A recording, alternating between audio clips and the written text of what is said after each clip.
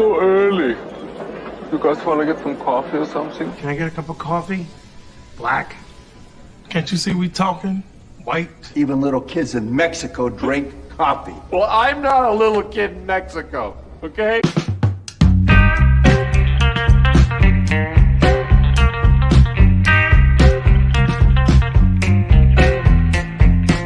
That is the best coffee I've ever tasted. A damn fine cup of coffee. You want a cup of coffee?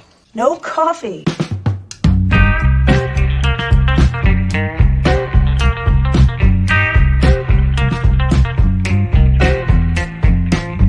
Coffee drinker, huh? Maybe we could grab some coffee? Coffee, coffee, coffee, coffee, coffee, coffee.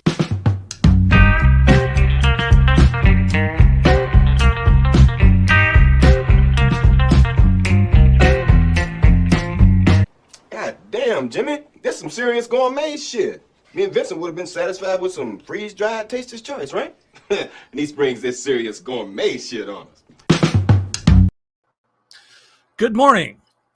Unless your eyes are not deceiving you, I am neither Gary nor Keith. I'm John. And I'm hosting Morning Coffee this morning. So first of all, I'd like to say hello to everybody in the chat before I bring out the panel. Good morning, Penny, Sean Eastep, D. Bud Martin, Wajid Leakey, Scott Lewis, Sox Bulletins, and Joe's Atmosphere, and Dragon Roots is here. Welcome. Well, let's bring out the panel. Okay, there we go. First, we got Chris. Welcome. Hello. Thank you for joining me this morning. We got Scott Lewis, the audio guy, Joe's Atmosphere. What's up? And, of course, holding down the fort is Martine. So how are you guys this morning? Doing good. Good, man. Having a morning chair. cup of me, you know. Listen to some good music today and all kinds of new stuff that came out today, so it's always good. Yeah, good music. New music's always good. So, well, I thought today we'd start off by talking about probably the biggest news going on, and that would be the stuff around Elon Musk and Twitter. Mm-hmm. Space Daddy. Yep. If you don't know, he started layoffs this morning. Actually, technically started them last night because people were complaining they were locked out of their Slack, which is a online messaging service that companies use. So they were already locked out of that and walked out of the company. Good morning, Anima Confusia.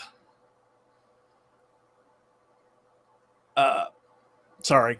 But yeah, so it started last night and it has continued on this morning, and it's looking like that it's going to be between 3,000 and 4,000 employees that have been cut loose by the end of this. Story I saw this morning said 3,700, and Yep. He's already got a class action lawsuit filed against him over it. It won't work, but I know it won't, but I'm just saying they're freaking. They're freaking. Oh yeah, no doubt. they're upset, and I mean I can understand their point, but then again, employee, a job is as far as I'm concerned, a job is at will. If an employer doesn't want you in a job, then they should be able to let you go. Yeah, especially if you're not going to go along with the new company vision. Not to mention that, I mean, companies lay people off all the time. And it's not like they didn't have ages to prepare for this. Right.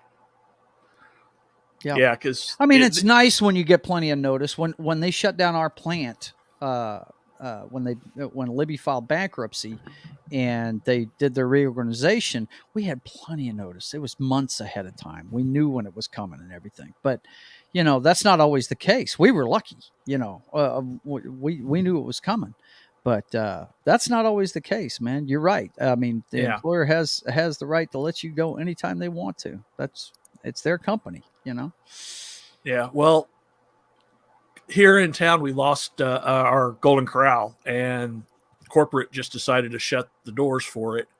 Mm-hmm. So the employees, they they get to work and they're told that today's the last day. Yeah. So it happens, and it sucks that it happens. But then again, in a case like this, it's a little hard not to feel, to feel sympathy for them, because it's a bet of their own making. Yeah, I wouldn't go so far as Schadenfreude. Yeah. I always have sympathy, but I mean, the fact of the matter is these are mainly people who have supported an ideology that, especially during our whole economy being shut down, applauded policies and politicians that were all for the things that were destroying small businesses and people's livelihoods. And me personally, I'm still feeling the repercussions of that. And, I think it's fair to say, the old saying, culture is downstream from politics is downstream from culture. Sorry, that's my dyslexia kicking in. These are people that worked with politicians, now we're finding out, to influence culture to get their way and continue the suffering. And all I can say is, without getting into personal politics or anything, keep that in mind when you head to the polls. If you haven't already, for early voting, it's absolutely imperative that we, this is a huge event, not just for Twitter, but just culturally, and in our elections, in our art. This has to happen. And it's, it is sad that these people are losing their jobs, but like you said, John, it's a bet of their own making. They could have reversed course. They could have self-reflected. And their job loss is essentially a result of culture, the people at large, saying, I've had enough. It's not just Elon Musk. He's a reflection of it, but right. It's all of us taking it back. And it's sad that it has to happen this way. It didn't have to happen this way, but like you said, they made that bet. Mm-hmm. Oh yeah. Yeah. That's, and the thing is, they've gone after these. I'm sure a lot of the employees are in on this, but the activists are going after the advertisers. Yes. He was complaining about that this morning, about how a lot of advertisers have dropped him since he purchased the company, because the activists are going after them. And I mean, the thing is, he had to know that was coming. He had to know that was coming. Yeah. But the thing is, he hasn't changed that much on Twitter yet. I mean, he hasn't had a chance to make any changes, hardly. No. It's just the fact that he owns it now, and they know what he's going to do. So, but what they're not talking about is how he's going to pick up advertisers too. He's going to pick up people that want to back this. So, and just getting back to something Chris was touching on, we're all still trying to rebound from the economic repercussions of the shutdown and all that good stuff, the Great Reset, whatever you want to call it. And I mean, I still am. I'm trying to start my own business. You guys know everything I've been working on, and I'm sure the rest of you have been trying to turn your side hustles into something a little bit bigger too because of it. But the great thing about this country is we have a revolution every 2 years without a shot being fired, and you got to go take part in it. So make sure you get to the polls on Tuesday, and let these people know what you think. I will point out too, no matter how things turn out, even in the best possible scenario, we are still going to be confronted. The wheels are already in motion for a more of an economic downturn, and we can start to reverse that course. But like John, you pointed out, what we're gonna see is a big push to go after people preemptively to play the blame game. That's that includes the advertisers. But I think the advertisers are two things. I think the advertisers are starting to come around and understand what's going on. The other thing is ad revenue, especially on streaming services, and I'm sure the same holds true for social media, is way down anyway. So, this is really going to be a long process of recovery. We're going to have to endure more. I think we should be all preparing for a little more of an economic downturn, but Twitter is certainly a step in the right direction. And, I think it's still important, though, to embrace those alternative platforms, too, like MeWe, Minds. I'm suddenly blocking on all the others, but Parlor, Getter, they are. Gab. Gab, yeah. I haven't used all of them. I don't I have accounts with all of them, but I am mainly active on Minds. That's my favorite. A little bit on MeWe, but this is something that I've been saying for a while. Is we need to. I mean, this is the plan. Decentralize more. Right. But yeah, go ahead. I'm sure you have more, John, to add about Twitter. Well, yeah, it's if you'll excuse the kind of the joke there, that Twitter's kind of like the canary in the coal mine. Yeah. And it's signifying a change that I think is going to happen, and it's going to continue throughout as companies realize that, hey, maybe this woke ideology isn't exactly profitable. Well, just look, you guys have been chronicling on this show every day that I've watched it, how Warner Brothers is hip to it and they are changing. Yep. So, and they're just the first one. Twitter's the next, whatever you want to call it, the next shoe to drop, whatever.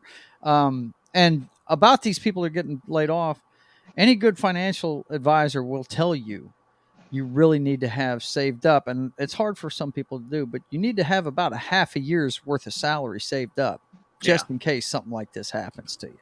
Yeah. So, and I've known that for years. I mean, manufacturing was my third career. I did the military, and then I was in the nightclub business for 18 years, and then I did manufacturing, and now I'm doing working for a rehab and doing my side hustles. So, change is good. It's painful, but we'll get through it. And I'm looking forward to seeing what else changes as far as the culture and some of the good stuff coming back to entertainment. That's what I'm really looking forward to. Yeah. Well, and I think what Zaslav is doing is, and Zaslav, he's not doing it really because of culture. He's just trying to turn around a bankrupt company because they are broke, and he is just trying to make money. And he realizes that, hey, this ideology, it's burying us, and we got to change. So, before we get into Zaslav, we do have one more thing about Twitter.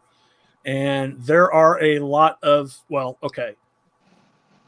celebrities that have, either threatened to or are quitting Twitter. Oh. Marina Sirtis was one of the first ones. She actually quit Twitter. Do you want me to pull up your screen? I was figuring to say I'll pull up. I will get you whatever you want. I've got one that we used on the show last night. It was my closing thing. You watched it last night, John. Yeah. My closing thing was about this very thing he's about to talk about. I have been wearing out that video that we clipped that from Ace Ventura 2, where the monk is telling him, "Let me help you pack." I've been putting that on half the posts I see when they say we're leaving. I've been wearing that video out. Ever since they started bailing off of there, I'm like, go ahead. Yeah, you can go ahead and share that, Martin, if you want. This is from NBC. There's it hasn't been updated yet because there's a few more on there that hasn't shown up. The girl from Will and Grace is the one I showed last night. Yep. Yeah. Not the girl from Will and Grace. I can't remember her name. I just loved that show. That show was awesome. But she is a flake on Twitter. Let me tell you, she is. Yeah. Well, I you notice I put the celebrities in air quotations. Yes. And with a few Absolutely. exceptions, there are most of these are B-list at best, or behind the scenes people that you have no idea who they are. I noticed James Woods hadn't gone anywhere and threatened anything. Oh no, he's not going. James Wood isn't going anywhere. Oh, And man. Gina Carano is back. Gina Carano is back, and that is awesome. Since Yeah, day one. I saw Gina Carano post, and I was like, "Wow, Rock and roll, man." Yeah. That's great. Well, the point I made in my show last night, John, was, go ahead, let me help you pack, because this just tells you that they're not really committed to what they're talking about. Because if they were really committed, they'd stick around and they'd fight the fight. You know what I'm saying? Yeah. They would, Yep.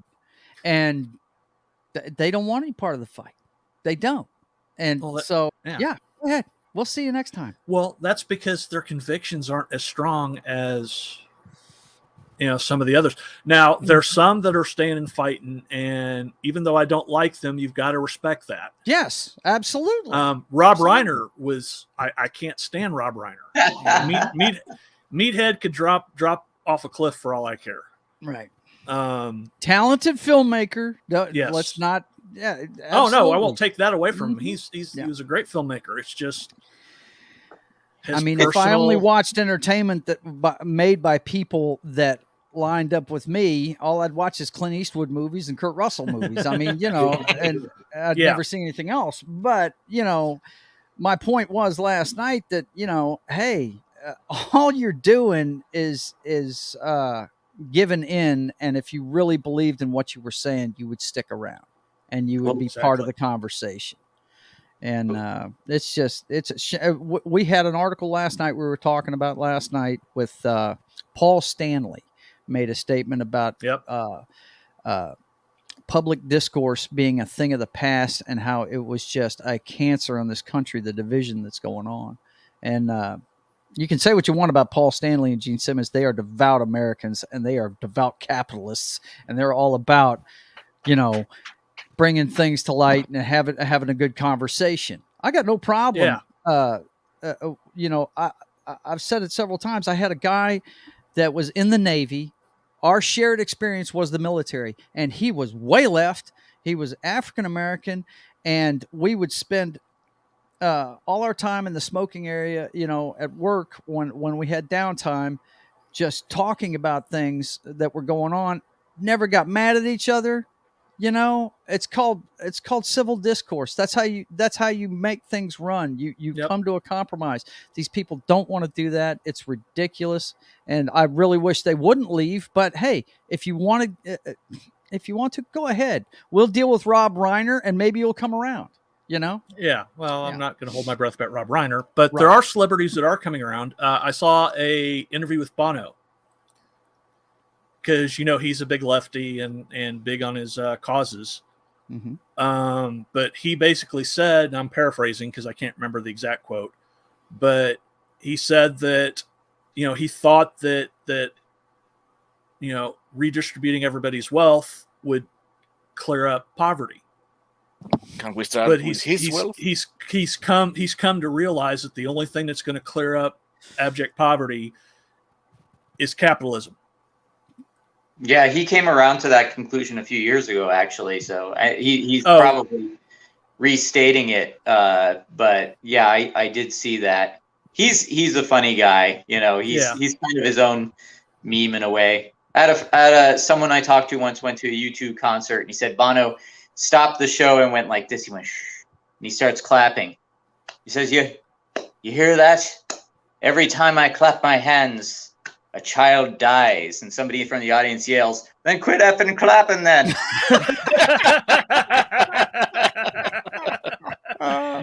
That's great.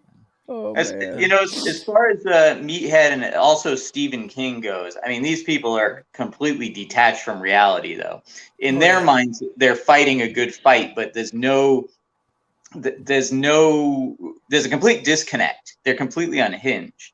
And I think Stephen King, who has been very public about his past drug use and alcoholism and how his family held an intervention, has probably, I've definitely not realized this, but he's relapsed. He hasn't gone back to drugs and alcohol. He is completely addicted to Twitter and fighting these imaginary fascists, right? Yeah, yeah. You know, it's and he behaves in the same way an alcoholic does. He needs an intervention again. Oh, Yeah. that time. He you know, he is behaving like an addict, where you can't talk to him. Any disagreement, he'll come unglued on you. I mean, he's just vicious. Yeah. You know, and there's no reality, there's no reasoning to it. So I believe, you know, this is something that I've you know, in the past I've recognized with AA people. The problem is always a cat.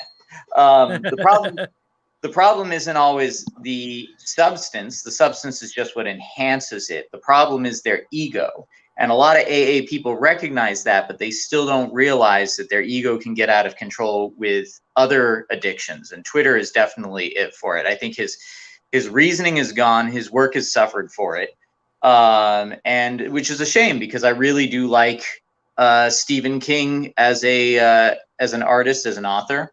But he's completely deteriorated, and you know, I sincerely do believe he is someone in need of an intervention. Twitter has done that. It has broken certain people's brains. They're not able to handle it. Stephen King is one of them. Reiner is another one. You know, you read these tweets and you're like, there's no truth to what you're saying. You're punching at shadows and hitting yourself, and you don't even realize it. Yeah, well, all these, you know, it's all these quixotic arguments that they keep making, and they're fighting these fights that, you know, they're like tilting windmills, like Don Quixote. Mm-hmm. That's good. Yeah, that's right. And they don't realize that the monster isn't real. That we're just like them. We just see things differently. That doesn't make either side evil. Well, okay, let me rephrase that. That doesn't make everybody on each of the other side a bad person. Well, I think that they realize, a lot of people are realizing now that they did behave badly. They're not sorry for it. They just realize now that the shoe's on the other foot. That's why you're seeing articles now like, well, you know, none of us really knew what was going on during the unspecified virus of unknown origin. You know, and it's time to just forgive. And it's like, no, you're saying it's time to forgive because now you're losing your power and you're afraid of what's going to come out. But like a lot of people are pointing out, we're not forgetting the internment camps, the medical apartheid, the weaponization of organizations, government organizations to persecute dissent. You know, it's all coming out. Yeah. So yeah, people are losing it at the moment, and it's kind of like those 5 stages of grief, or how many stages of grief? Yeah. You know, some are in the negotiation stage, some are in the denial, some are in the rage. And if you think the 800 people that lost their jobs at Libby Glass last January 1st of 2021 are going to forgive what they did during the pandemic, you're sorely mistaken. Those people had careers. I mean, this plant had generations of families working there. Mm-hmm. And no, they're not going to forget that. Yeah. I mean, we're talking about certain government officials that, like I said, shall not be named. But, you know, again, when voting, I urge you to look into this. Mm-hmm. Placed people with COVID in, sorry, shouldn't say the name. The COOF. Just call it the coof. Yes, I like saying the unspecified virus of unknown origin. My Scottish accent's terrible right now, but yeah, there were choices made that caused lives. I'll just put it like that. And again, this is people, and I have disagreements with Elon Musk, on a lot of matters. Oh yeah. But, there's certainly things that he's said and done that I do not agree with. But the fact, absolutely, do not put these people on a pedestal. But yes, they are definitely making moves in a direction that we in our fellowship would like to see things go. Exactly. And if it's purely for financial gain, then so be it. Profitability is it motivates great things. So yes, and Plus, competition always creates things that are better. So Yes. his competitors are going to have to see what he's doing and react, and we're going to get a better product out of everything. So, And if I may say so, gentlemen, I would like to say that sometimes when all of this bothers us and we get down, you can always turn to new music, like the new Sammy Hagar and the Circle, "Be Still" or something like that. You can always turn to music. that's for sure. Always. great mental cleanser. Yes. Sammy's got new stuff, man. Yeah, he's got a whole new album, new song, "Be Still." Oh, it's good Sammy stuff. You know what I hate, and not to derail it too much on John. I don't want to do that to him, but No, we're not derailing it. No. not at all. But it's Just taking hard an for me to alternate route. It's hard for me to find a place to listen to new rock and roll now. It really is. Reach out to me, because I can tell you the new Nickelback, the new Queen with actually Freddie Mercury. Heard that on the last show week. not too long ago. Yeah. And then the new Sammy Hagar stuff. Oh yeah, there's some new stuff that's coming out that's really. You understand really what I'm good. saying, though? The regular rock and roll, regular rock and roll stations have gone the way of the dodo. Absolutely, no, they have. It's all absolutely. classic rock now. That's all they play. And They'll play pre 1988 and call that classic rock, and then you're not hearing a lot of new stuff come out. Yeah. Mm-hmm. But anytime I get upset about Twitter or some of these other things to think about, and again, we're not derailing anything, I try to listen to some good music. Yeah. Well, Twitter, the Twitter situation, I think, is good for all of us. Now, these people that you're highlighting here, these are the loons, if you will. Oh, they're the people that are drinking the Kool-Aid and trying to promote everything. And you're seeing people like Bono change their tune a little, even if it's just moving to the center. We've made a dent. My favorite example is Tulsi Gabbard. A lot of people, I backed her in the 2020 elections. She was the candidate I gave money to. I really loved her message. There were some things I didn't agree with her on, but no politician is ever going to be perfect. Exactly. But one of the big issues that people had with her was her stance on guns, on the Second Amendment. And that's changed now. She had a personal thing happen to her, and that started to change. She started to become a big backer of the Second Amendment. So when you're going to the ballot box, look for people that can reason, that can, take in all the information and make a change if they think it's warranted. If you keep voting for these polarized people, we're going to keep getting the same thing. Do your due diligence as a citizen and find the people that speak for you. Before we get back into this, we did have some new people join us in the chat.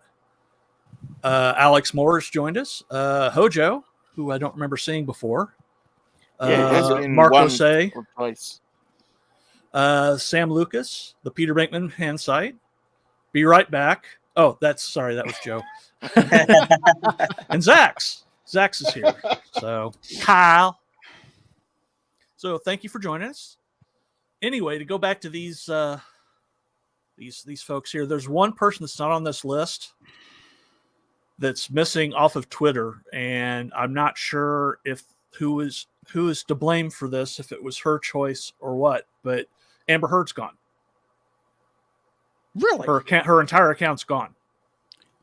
Wow. So Amber Heard.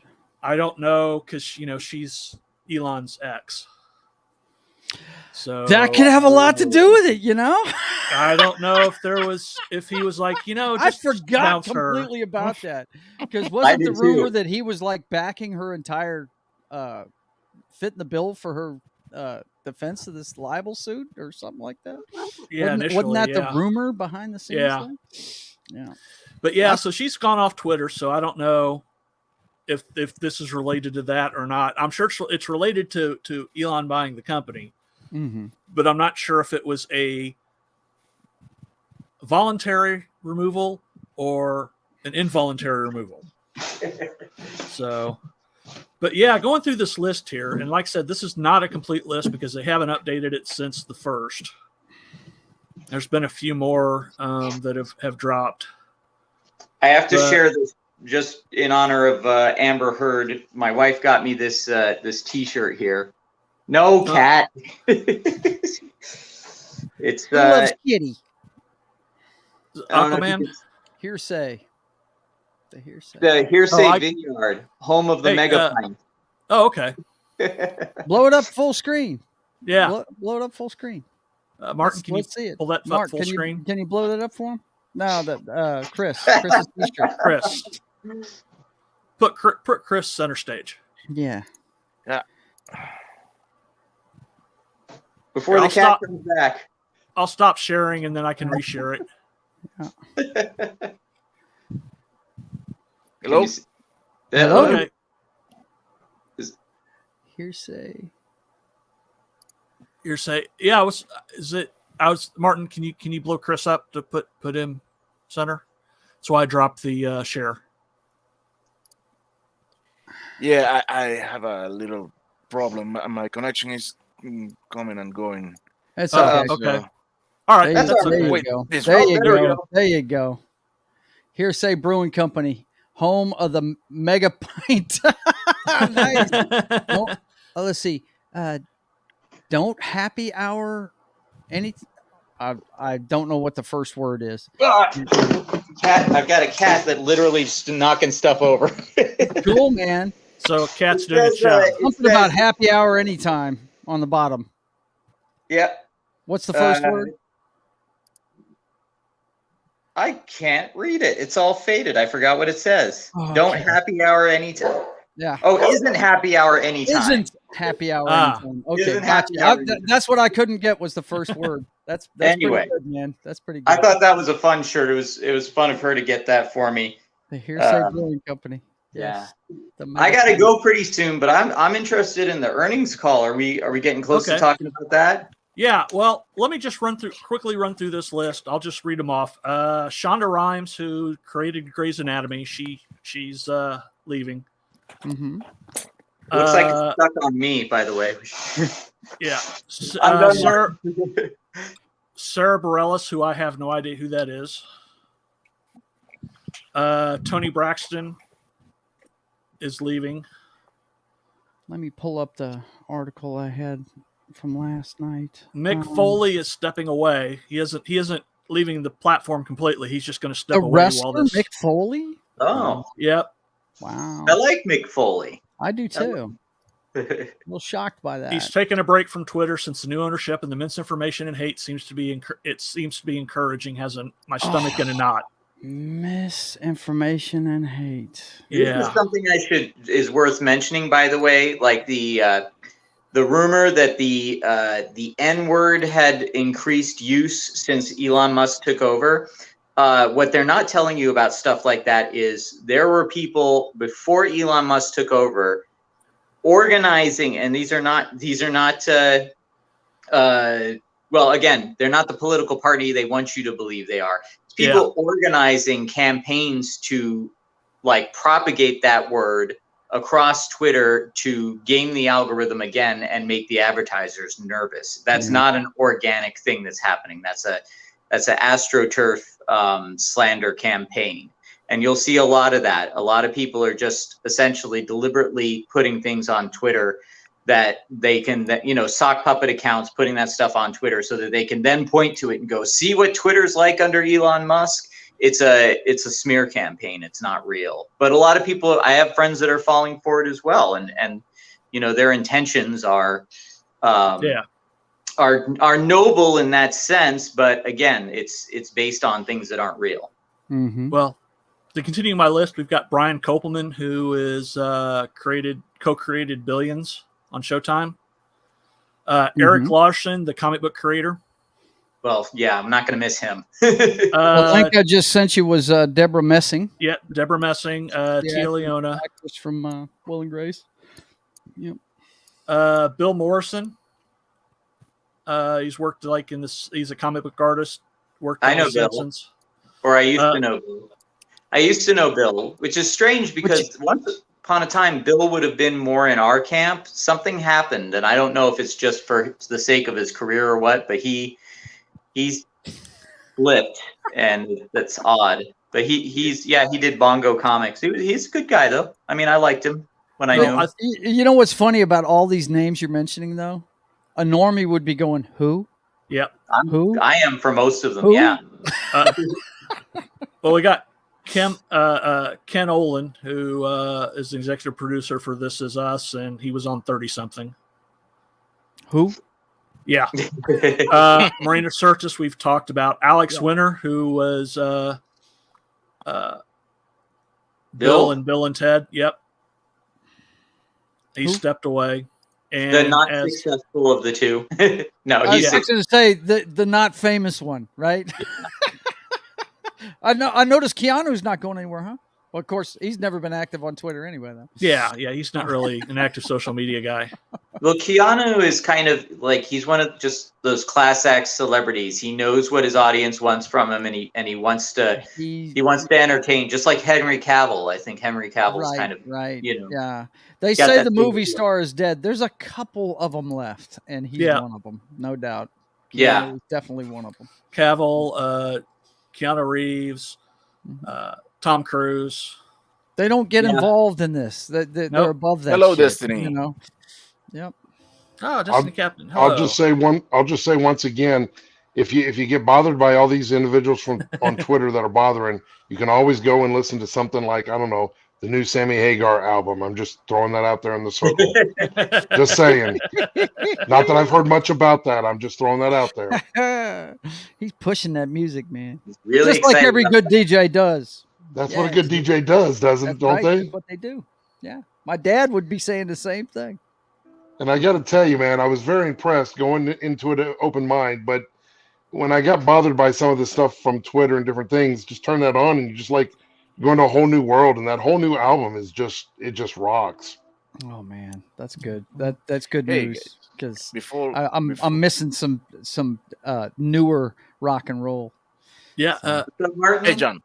Yeah, before you move, I want to celebrate the incoming of the sex bots with this. The goddamn robots, John! Oh, not the bots! Not the bots. The bots. Did they make it in? No. The bots are in. The bots are in. That means we're doing good stuff. That's what. Yeah, they have for. They don't show up on smaller channels, man. They don't. Yeah, they abandoned us for a time. I kind of miss them. Yeah, well, now I can tell Gary I brought the bots back for him. There you go. So, but to switch gears out of the depressing of Twitter and positive and depressing, let's look at something that's definitely in the positive, and that's the Warner Brothers Discovery call yesterday and some of the things that Zaslav said. So if you want to share that, Martin. I'm interested to hear about that. Which I just want to point out is antithetical to Disney's latest comments. Oh, yes. Yeah, that idiot. I saw what he said. I watched a bit of Valiant Renegades stuff on the earning call. And apparently it was really broken into two. There's like two different Zaslavs. There's the first half where they just delivered the numbers and stuff. And then there was the Zaslav that was off script and just saying the stuff, saying what he feels. in the Q&A sections, and this is where a lot of this comes from. As you can see from this is Deadline headline says Warner Brothers Discovery Chief David Zaslav on Congloom's content strategy, real focus on franchises like Superman and Harry Potter. His exact comment was, let's see if it's got it. If not, we haven't had a Superman movie in 13 years. Zaslav emphasized, we haven't had a Harry Potter movie in 15 years. Wow, how the time flies. Yeah, it Yeah. does. That's shocking, isn't it? That's Well, wow. That writes off all of Snyder. Mm-hmm. And that also completely ignores all the Wizarding World stuff. Yeah. Colonizer Jeebus. Sorry, I love that. Yep. I love how he keeps changes his name. That's awesome. Yeah. Okay, real quick, gentlemen. I'm sorry to interrupt you. There's some people on the chat. There's Destiny's Captain. She just kind of wants to know if you real quick could, John, where Gary is, what's going on, and how everything is going on. So kind of just acknowledge that and why you're here today, and then let's get back into it if you don't mind. Okay. Well, this is I haven't taken over the channel just today. Gary's taken he's got a lot of irons in the fire. So he stepped back 2 of the days. In a good way, guys. Yeah, in a good way. Got a big thing going on. In a good way. Mm-hmm. And that allows Chris to be there on Tuesdays. Right. Chris takes over on Tuesdays, and Keith was doing Fridays, but he's had to step back because of issues, family issues and personal issues. So I've taken over. I don't know how long I'll be taking over for, or if it's permanent or what. So at least for today, you've got Coffee with John. So absolutely. And it looks like they haven't been back in a while, and we want to thank them for coming back and checking out the thank show. you for coming back. And John, if I didn't say this before, I think I might have said it before we went live, but I am really happy to see you doing Fridays. It's well earned. Thank you. Thank you. I just hope I can live up of great to everybody's information. expectation. I'm gonna say, people, that none of that is true. That's Wolf has taken over. Gary and I are in a dungeon. It's been a revolution. He's got Gary locked in the basement. Save him. He's got him locked in another room. Viva la revolution.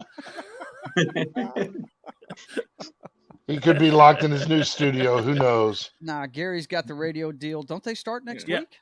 Yep, start next week. Start next week.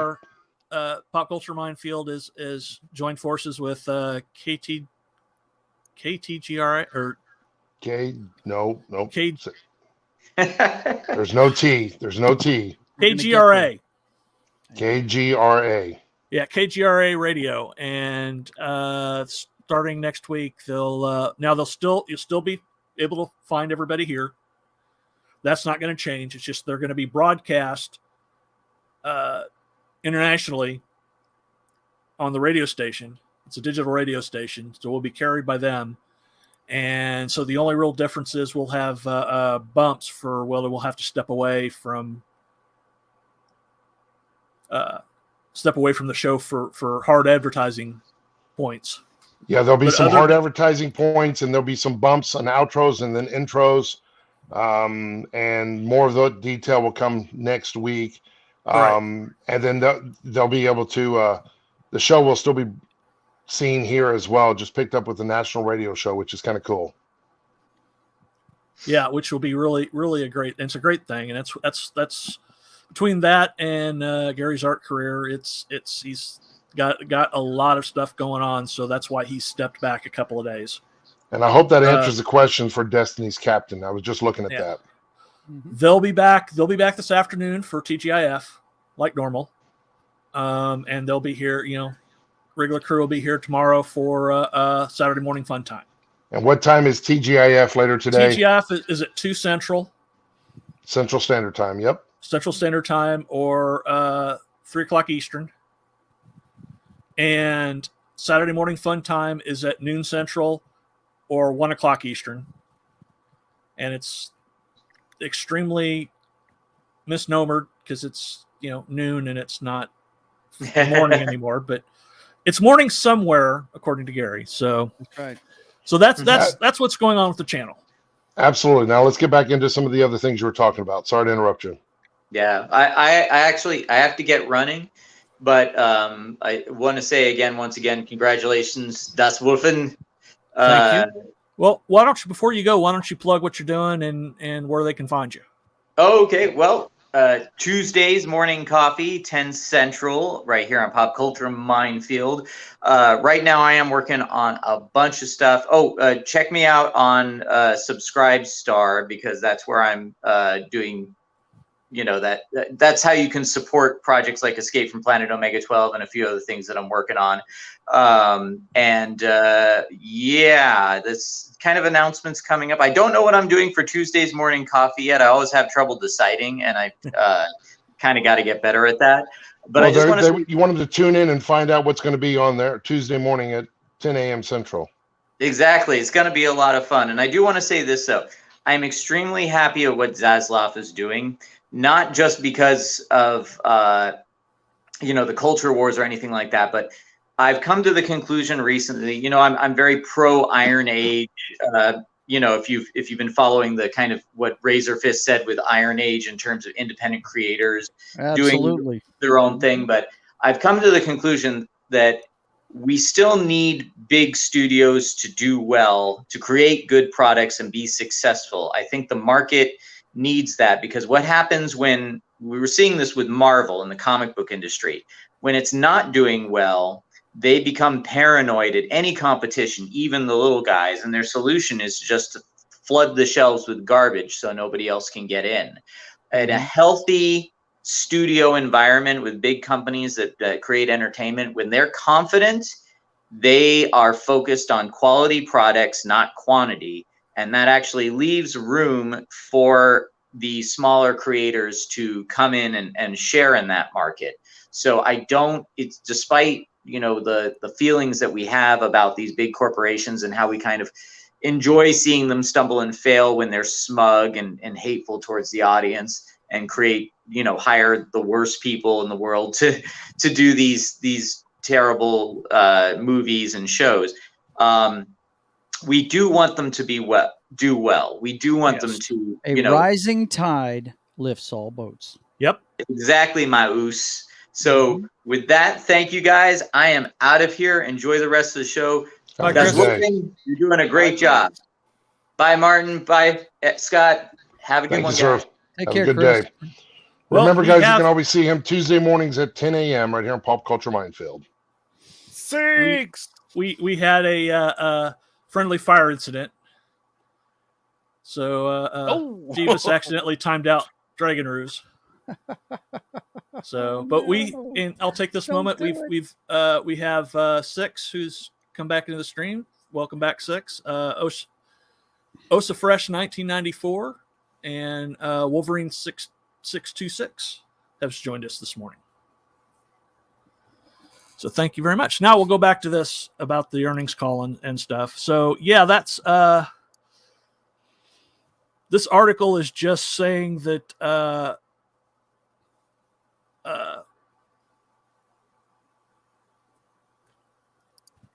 that they're going to focus more on their franchises that makes them all that's where they need to make their money at. And by not focusing on them, they're missing the ball. I mean, how many times have we said that Henry Cavill should be the biggest movie star on the planet right now? If they were playing their cards right when Marvel started right after Endgame, they should have 3 Superman movies in the can already making money off of them. Yep. If they'd have played their cards right, but they stuck to that craziness. Oh my God. And the movies they put out, just, but to see this, we already know that Ben Affleck's back in house. Yep. Henry Cavill's back in house. And we don't necessarily want Snyder running stuff, but those 2 characters and those 2 leads are fantastic in the roles, and we all know it. Well, Zaslav has said he considers Affleck, Cavill, and Gal Gadot the Trinity. The Trinity. And they're not there, and that's who they need to focus on. Mm-hmm. That needs to be the foundation of everything else they build. Yeah. It's a fact, man. It's a fact. So, yeah, so it looks like things are really chasing. I mean, we knew that when Zaslav came in that he was going to be making a lot of big swings, and he certainly is. And what's Elon doing with Twitter? Slash Yep. and burn, right? He's doing the same thing. You know, let me tell you, I'll Gary would enjoy this. I'll give you a military analogy. When you go into basic training, have you ever seen Full Metal Jacket?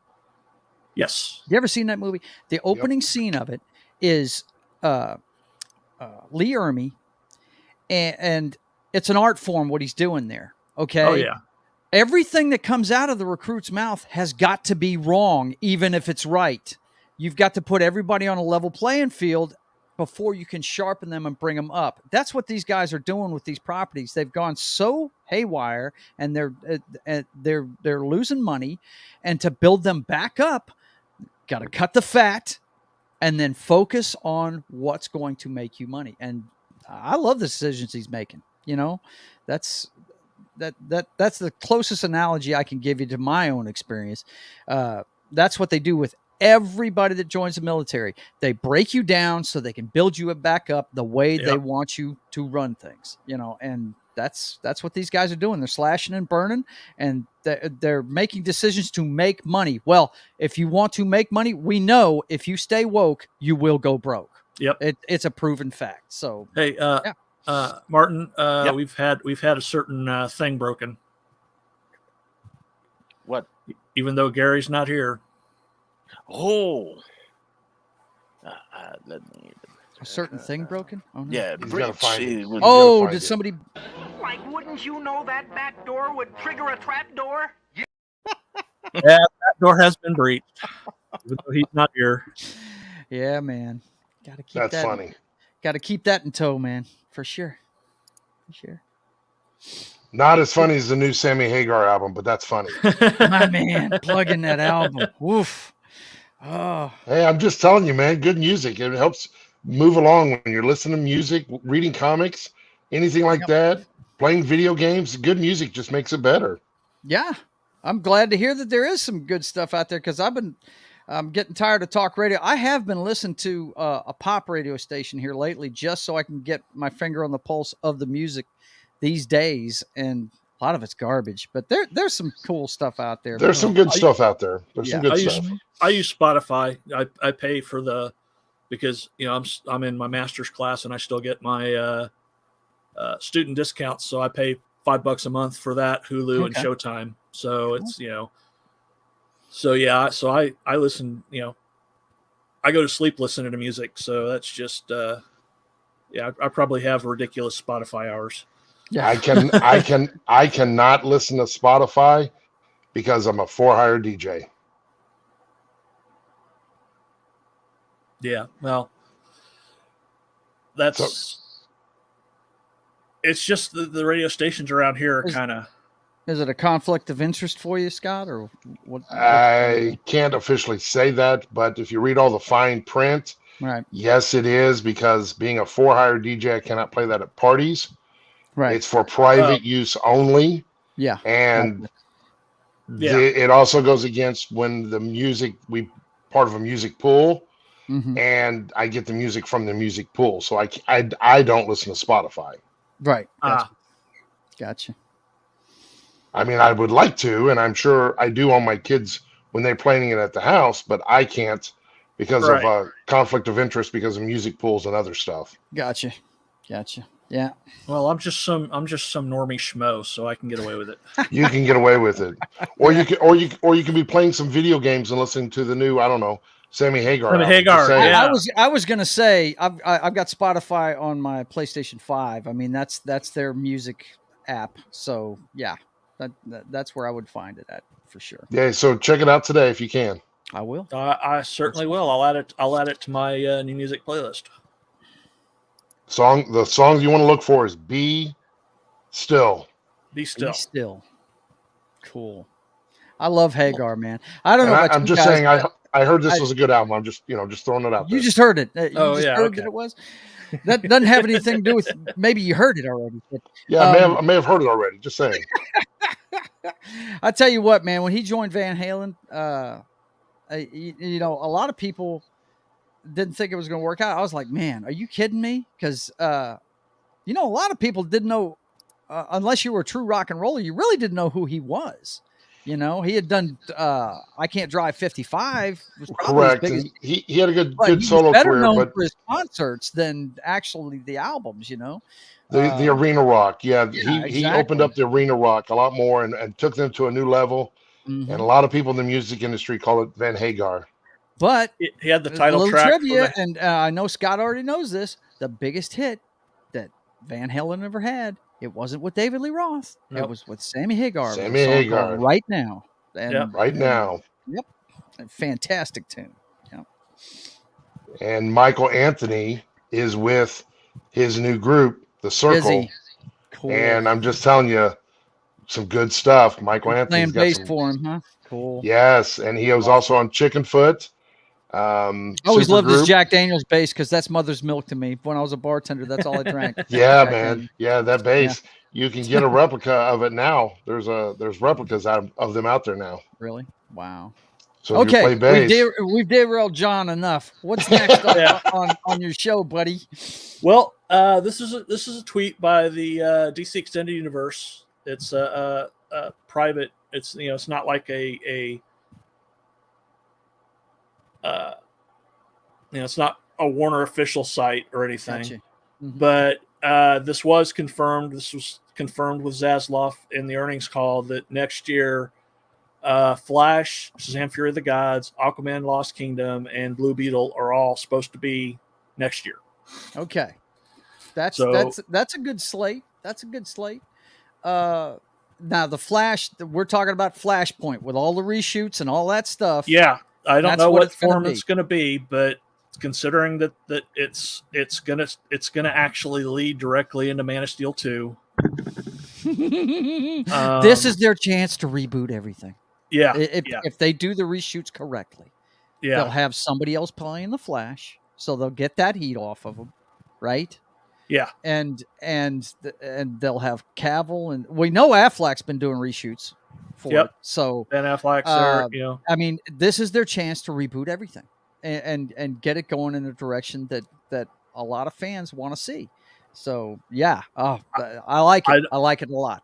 I do. I don't know if Gal Gadot is in it. Mm-hmm. I haven't seen I whether haven't heard she's done anything any, about her. Yeah, but I know that Jason Momoa is in it. Mm-hmm.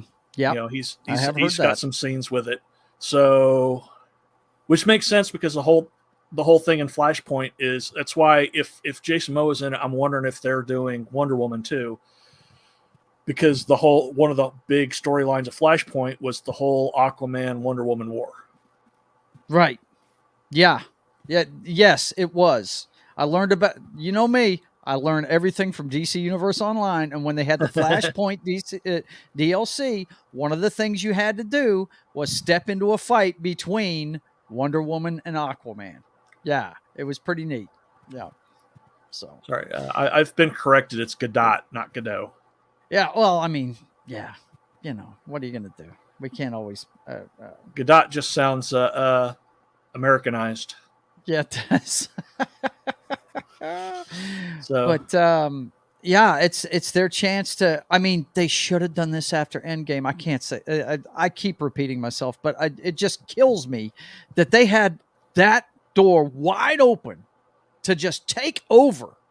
And at this point, a lot of people have checked out of comic book movies. Hopefully, this will get them back. But a lot of people are checking out of it, man. I don't know about you guys, but I'm not in a hurry to go see Wakanda Forever tonight. I'm just not. I'm not in a hurry to see it. I thought it's next week. Is it next week? It's the 11th. Next week. Okay, next Friday. Yeah, I'm not in a hurry. I'm not in a hurry to see it. I'm going to go see it, but then again, I've seen every Marvel movie since Spider-Man in the theater on opening weekend. Yeah.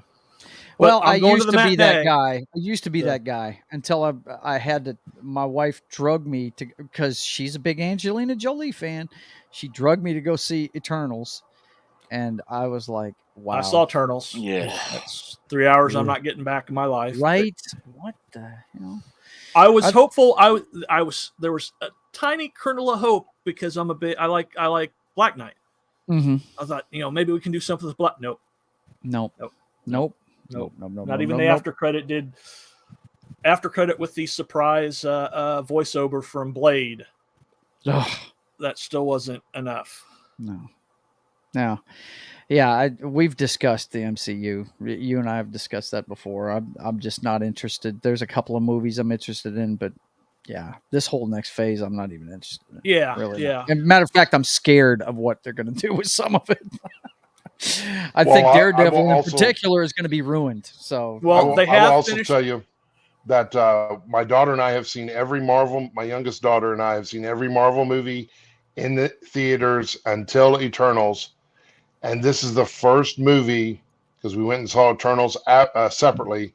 This is the first movie she does not want to see. We'll end up seeing Wakanda Forever, but this is the first Marvel movie she does not want to see. Yeah. Hey, D-Bud Martin has to leave, so bye, D-Bud. let's give Thanks him for his See farewell. you, buddy. Good to see you. Thanks for stopping Take by. care I of yourself, appreciate it. brother. Keep it up, that Mead Radio. Go, man. Yep. But the whole thing, like I said, I'm going to go to Wakanda Forever. To keep your streak going. I heard that part. Yeah. I'm doing it after the Eternals. It's like, I'm just on inertia at this point. With the exception of Spider-Man No Way Home, because I really wanted to see that. Oh yeah, me too. I was there opening weekend, brother. Yeah. I'm a Spider-Man nut, so yeah. We'll see it, but we won't see it opening weekend. We may see it Thanksgiving Day or something like that. Yeah. Guys, I'm going to wait until we have Disney Plus for the grandkids to see the old Disney greats. They're on our account, so we do that. But I'll wait until it comes on there. Yeah. Not interested. Matter of fact, I saw that clip the other day where they're meeting on the beach, and he called himself Namor, and I was like, "It's Namor. You can't even pronounce the name right. You're going to change that too? What?" Yeah, they're making a lot of changes. I don't know. Yeah, it's yeah. But hey, I hope it's fantastic. That would be awesome. Force me to go see it, Marvel. Please do. I'm not defending the choice with the name changes, but that is why Namor's name was used in Latin America. So being that now is Namor is Latin American now, I guess. Yeah, I Aztec, I believe, is what they're making. Yeah, man. I don't know. Okay. Yeah. Sounds good. Well, I mean, it's a double-edged sword. If you call it out for being a cheap-ass move, then you're racist, right? Right. You're racist against Hispanics, right? Well, but everybody knows I'm not. I am not racist against anybody. There are no racists in foxholes, my friend. Okay. Well, man, we are protected because I'm Hispanic. I'm double Hispanic. Right? Double Hispanic. Yeah. But you understand what I'm saying. If I call it out, the other side's going to sit here and say, "Oh, he's a racist." No. I like the lore. Why can't you? I've said it a million times. Comic books are basically scripts for movies. All you have to do is present what's on the page. It's not that hard. Yeah, and it's for example, they're race swapping Wonder Man. Yeah, I saw that story yesterday. That's not that big of a deal because the Wonder Man in the Ultimate universe was black. Yeah. So I mean, that's just like Samuel L. Jackson playing Nick Fury. I never had a problem with it because that's who. It's almost like the Ultimate been said several times that everything happens in the comic books first. Yes. And then it comes, all the stuff we're seeing on screens already happened in the comic books, guys. Yeah. And it's part of the reason why people have checked out of Marvel Comics. But I've got no problem with the race swap on Wonder Man either. I just think they've gone over the top with Namor. Okay, Yeah. Atlantis isn't a Hispanic thing. Atlantis is Atlantis. It's its own thing. I mean, I And, can understand them you wanting know. to differentiate between Aquaman and Atlantis, Yeah. but they could have came up with some other name for it Mm-hmm. and not gone full, Mesoamerican. Well, it's kind of like Or like if they're going Thor. to if they're you going know? to go Mesoamerican, then do not use any reference to Namor. And Exactly. Right. Do a Hispanic character. Go ahead Should and have make kept him one. named Kublai Khan or something. Yeah. Right. I will say there's one thing about this new movie that I am looking forward to, guys. The music for this new album is actually going to be really good. I'm not coming from an audio point. I've had a chance to preview a lot of that music, and it's really good music. And I think you're going to hear some good stuff from it. The Well, that's score is good. pretty good, huh? Yeah. The score of the first one was pretty good too. I don't know. I keep coming back to the fact that they could have just recast this role and kept their momentum going with this story. I do not like the direction they're going in it. I really don't. No. Well, It's yeah. And trying to put a replacement to Iron Man in this movie too. and that's another thing is they finished filming the Ironheart Disney Plus series. Oh, I know. I saw that story too. I'm like, there's another thing in Phase 5 that I am just not interested in. Agatha, the Ironheart series. No, I'm kind of looking forward to Agatha. I liked she was my favorite character in since they weren't doing the proper stuff in WandaVision with M Day and all that. So she was my favorite. I loved Agatha Harkness in the series. To each their own. I just didn't. Yeah. I don't know that she warrants an entire series just to her. Well, it depends on how you look at it, if I may, gentlemen. If you look at it from a different point of view, like my wife, for example, the concept is she doesn't read the comic books, and she's looking at this as a new character, and it allows them to be able to do more of the dark arts, get Mephisto in there and other stuff. Right. So it depends on how they go. It could be a good direction.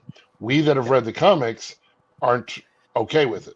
And that's something I've brought up several times. They're not making these movies for me, the old school comic book guy. They're making these movies for normies and younger people. Yeah. And my wife's just like you, but she can't wait to see Wakanda Forever because she loved Black Panther and she can't wait to see this movie. I'm probably going to end up going to see it because she wants to go see it. Absolutely. Yeah. But I'm not going to be the one to initiate it. She's going to drag me there. You know what I'm saying? But she does, a lot of the things that I don't enjoy, she does enjoy, and she's liked a lot of the Marvel series. I liked WandaVision at the start. Near the end, I just didn't like the Vision's one of my favorite guys. He's the version of the Avengers that I grew up on. Yeah. And the way they made him an afterthought and just dropped him basically when he didn't even make an appearance in the friggin' Doctor Strange movie when she was the person in it, I was like, what are we doing? But she loved the friggin' Doctor Strange movie. She thought it was great. WandaVision did some things right. Yes. It did White Vision right. Mm-hmm. It gave us Monica Rambeau, the real Captain Marvel. Yeah. Okay. The real Marvel Captain Marvel, because everybody knows the real Captain Marvel is Shazam. Right. Yeah. Of course. Yes. Fucking Marvel, Captain Marvel. Yeah. Yeah. Mm-hmm. So, and it did the first few episodes when it was going through the different eras of sitcoms. That was awesome. I thought that was great. That was cool. Yeah. It was very cool. But it lost its way somehow. And yeah. Let me ask you a question. My wife, I know she can watch it and she understands it she'll ask questions based on where the comic books are from. Does your wife do that as well? Yeah, sir? she asked me about the lore. She does, and I fill her in on it, and I let her know what is comic true to lore and what isn't. You know, Absolutely. And look, guys, I'm not a lore purist at all. Okay, I'm one of these guys that has said all these Marvel movies. Like, for instance, if I was a purist, I'd be pissed that Tony Stark is the guy behind the Avengers. We all know it's Hank Pym in the comic books. It's Ant-Man. It's If you're a true Ant-Man fan, you're mad at everything they've done so far, you know? Yeah. But I think that Marvel in the first 3 phases did a great job of using the comic lore as an outline and improving on it.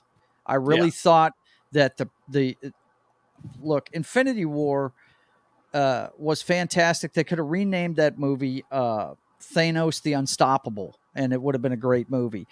Why? Because they said, okay, you guys have seen all the other characters. They're established. We're going to establish the bad guy. You're going to understand him. You're going to understand where he's coming from. And that's what made that movie so freaking great. He thought he was the hero of his own story, which was a whole lot better than the premise. He was just trying to get laid in the comic book.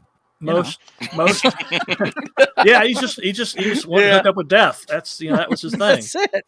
I thought the premise was so much better in the movie. I really did. You know? Well, most good villains are the heroes in their own stories. Yep.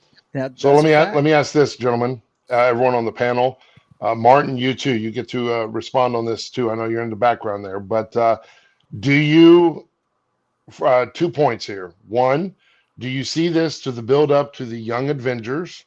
Or 2, as we are not the audience per se, and they're doing it for our wives or other people, do you think that they'll be more into the movies in the future? I think it's a build up to A-Force.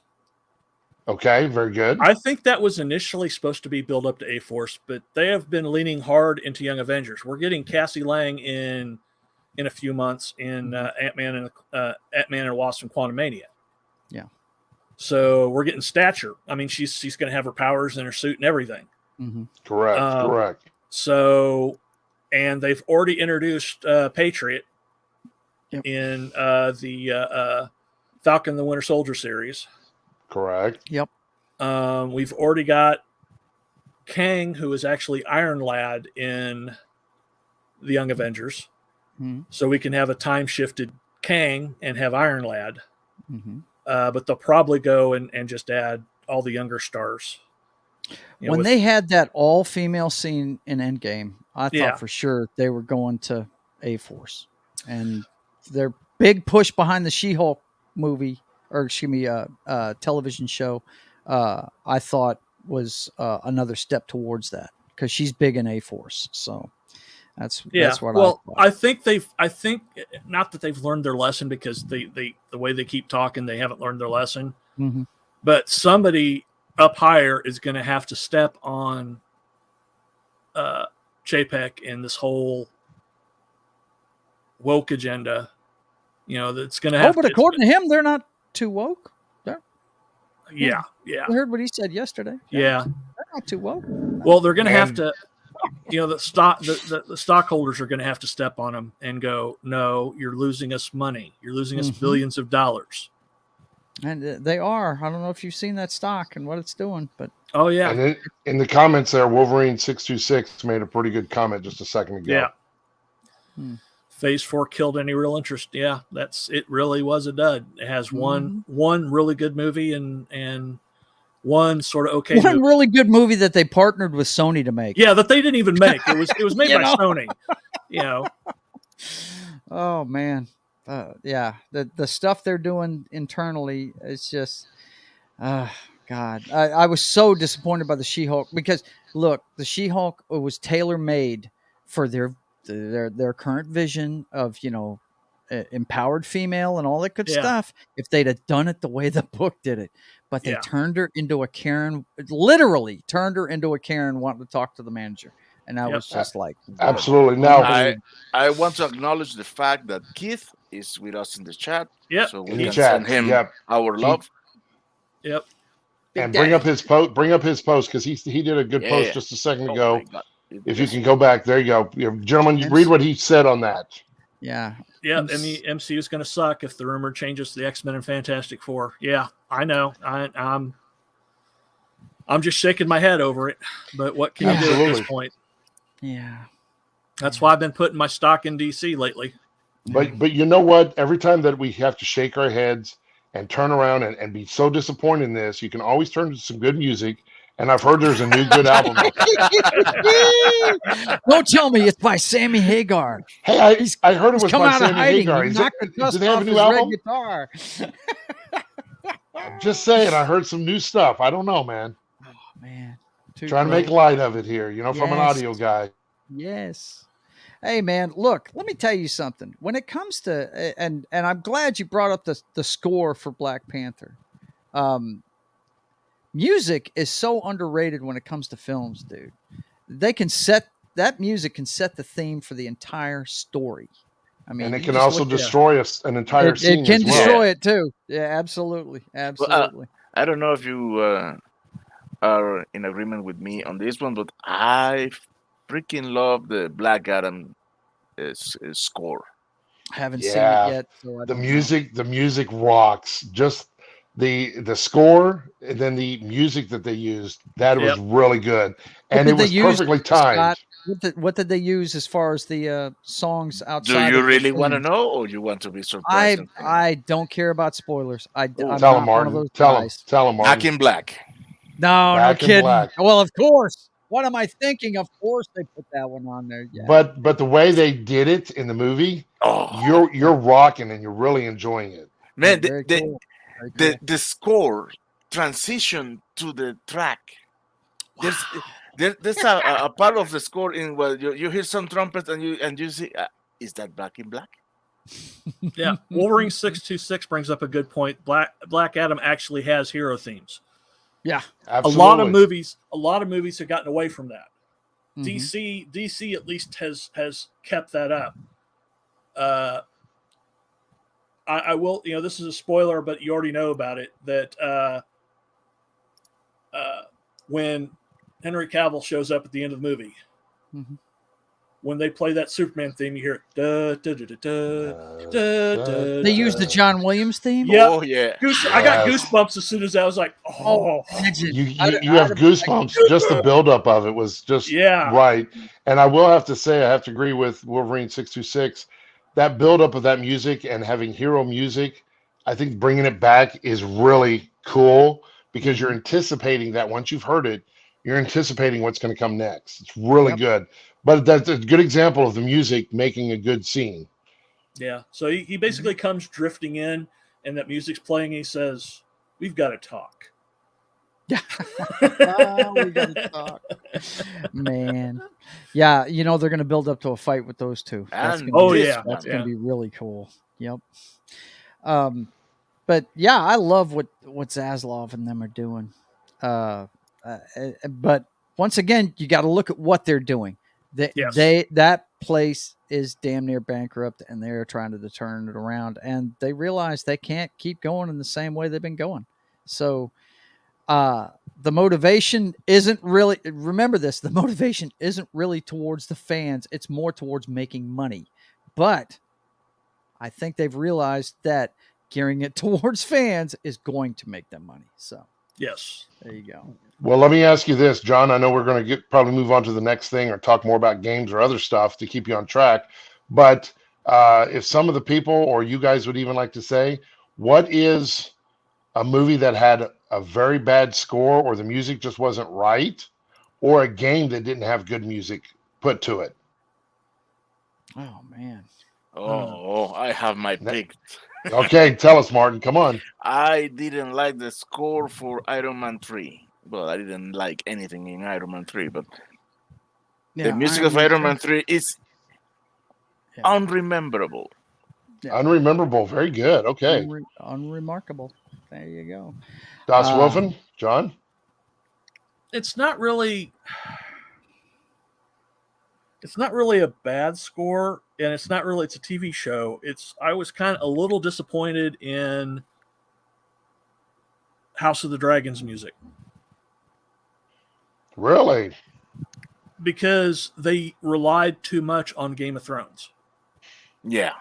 Okay. I'll give you that. I wanted something new. I didn't want to hear. I mean, I didn't want it to open to the Game of Thrones themes every time. Because this isn't Game of Thrones. This is something different. This is a prequel. That's before even A Song of Fire and Ice takes place. Right. Or Ice and Fire, not Fire and Ice. But yeah, so like I said, it really didn't kill it. It just was disappointing. Disappointing. Okay, well that's good. Disappointed. I can't think of any because I do memory dumps on bad stuff, so I can't think of anything. It just doesn't make sense. You don't remember it. I do memory dumps, man. Keith says Young Guns music wasn't great. Yeah, I would have to agree with Keith on Young Guns. Didn't they use like a Bon Jovi song for Young Guns? Yeah, on the second. Was it the second? Okay. Yeah, the whole music for the second film was from Bon Jovi. I gotta say, it's the only Bon Jovi album I like. I take that back. What is that Stephen King movie where all the machines came to life? There was an ACD song, DC song. Oh, Maximum Overdrive. Maximum Overdrive. That was one of the worst soundtracks I ever heard. Now that I think about it, that was pretty bad. That was pretty bad. The only thing good about it was the AC/DC song, and it wasn't even a really good song by them. No, it was not a good song by them. No, you are correct. Now that I think about it, that one sucked. But just real quick, there's some going back to the Zaslav and stuff to gloss over to finish up that whole segment because that segment's ran long. Zaslav has come out and said that basically the quote is, "For them, running DC Studios is a passion project, not just a job. James is a brilliant storyteller, is the distinction of being the first and only filmmaker to direct a movie for both Marvel and DC. Peter's a prolific producer whose credits include DC's highest-grossing movie Aquaman, as well as the entire Conjuring universe, the most successful horror franchise of all time. I could not be more thrilled to have them join our ranks, and I'm excited to see what's to come. I spent a lot of time over the last few months with James and Peter talking about our strategy and long-term plans for the future of DC across TV, animation, and film. They have a powerful vision and blueprint that will drive a more unified creative approach. It will enable us to realize the full value of the world's most iconic franchises. They're hard at work right now." So that actually gives me a little more hope on James Gunn coming in than initially. Because I mean, let's look at what James Gunn. I mean, I agree. I was like, cool, James Gunn. He's going to do some stuff, and then Gary pointed out, and rightly so, that he hasn't done anything with any sort of reverence. He hasn't treated the characters well. This is true, but he took a comic book that didn't sell worth a shit for Marvel. Yeah, and made it huge. It's my brother's favorite Marvel movie. That is his favorite Marvel movie, hands down, is Guardians of the Galaxy. He thinks it's the best one they've ever made. And the Suicide Squad that he did was it wasn't the greatest movie ever, but it was good. It was a lot better than the first one. And it was better than the first one. And hey, say what you want about the guy. Yes, he's irreverent, but that'll work with some characters as long. And let's not make light of the other guy they mentioned there, the guy behind the Conjuring series. Peter That guy knows how to run a franchise because we were talking about this on the Halloween stream, if you remember. Yep. How many offshoots have they made of that one movie? The Nun. When I brought up Annabelle.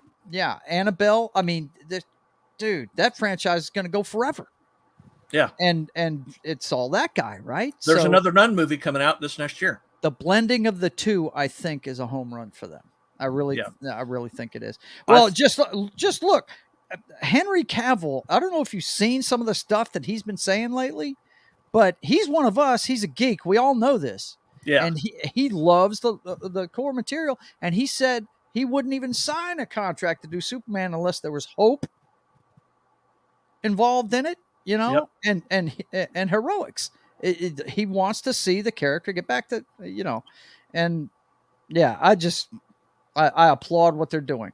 And yes, James Gunn is an irreverent guy, but you know what? That's just that as long as his edge doesn't take over every film, which he's the head of creative, doesn't mean he's going to be making the movies. No, right? no, and he won't be. And I think there was a quote about him wanting to let the directors do what they do. There you go.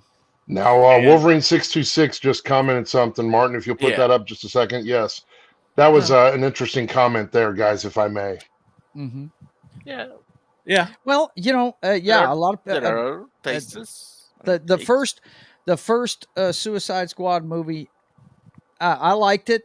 It came off more like a music video to me, if you understand what I'm saying. It was kind of quick cuts and things like that. But I hear the friggin' director's cut of that is pretty damn good. I hope we get to see it. I'd like to see it too. But I like to see the air's cut. The director's cut of Justice League, that's a rarity. I mean, we all as a collective got that to happen. They weren't ever going to release that, Yeah.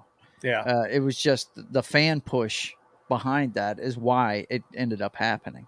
So, yeah. And what's funny is it's the best thing they've put out in a while, which is kind of scary, right? Yeah. Well, and one last DC item. It's really not DC. It's Henry Cavill. Cavill. The more him you get, the better. Yeah, he talks about his thoughts about playing James Bond. But he says, yeah, I'm quite busy now. I love those guys, Barbara and Mike. Whether I'm considered for the role or not, I don't know. But it'd be fun to have the conversation for sure. And if I'm not, then I want to see what they're doing with it next because I think they're amazing. Yeah. So he's not saying no. He's just saying he's busy.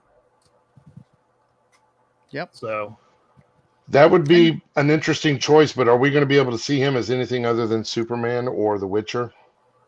No, well, and that's why I know Superman. The Superman, him signing the contract for Superman was real, because he left The Witcher at the end of this season. Mm-hmm. This upcoming season 3 is the last he's playing The Witcher. Oh, and God, it's going to that troll. Good Lord, I'd rather not think of her. She just needs to go away. Good and Lord. Her 15 minutes were up 15 minutes ago. Yep. And who's going to be taking over the role of The Witcher? Liam Hemsworth. Yeah, correct. Yeah, Thor's brother. Yep. The guy who just wanted to help throw that out there for everybody. The guy who played Thor in for the little play in all the Thor movies. Yeah. Yeah. He's been in other stuff too. I can't remember off the top of my head, but yeah, Thor's younger brother. I don't know. I'd love to see Cavill play Bond, but at the price of losing him as Superman, they can put somebody else in the Bond role. Yeah, I can't see any current actor stepping into the Superman role other than him. Definitely not. Really can't.